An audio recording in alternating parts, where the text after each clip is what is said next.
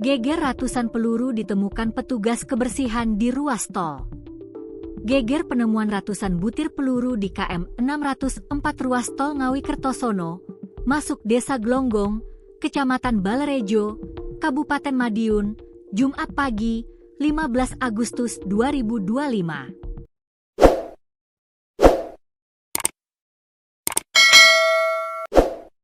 Tim Inafis Polres Madiun lantas mengungkap spesifikasi peluru yang ditemukan oleh petugas kebersihan itu.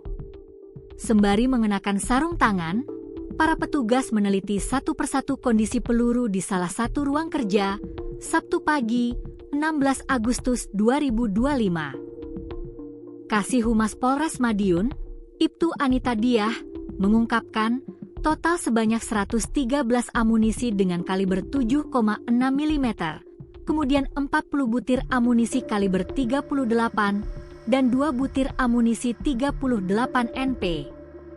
Selain itu, pihaknya juga menemukan satu benda lainnya berupa satu buah borgol jari yang berukuran kecil, serta tas berwarna kuning. Penemuan itu terjadi pada Jumat kemarin sekira pukul 8. Petugas kebersihan dari jalan tol mencurigai adanya bungkusan tas berwarna kuning, katanya dikutip Tribun Jatim. Setelah dicek oleh petugas kebersihan jalan tol tersebut ternyata di dalamnya terdapat amunisi, jelas itu Anita.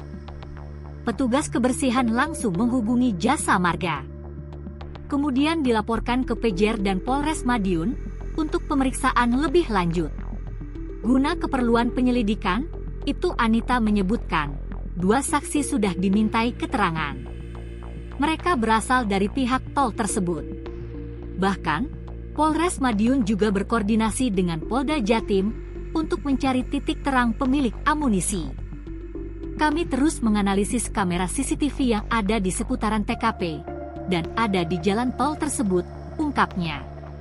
Sementara masih dalam proses, mohon waktunya perkembangan apapun akan kami sampaikan, pungkas itu Anita.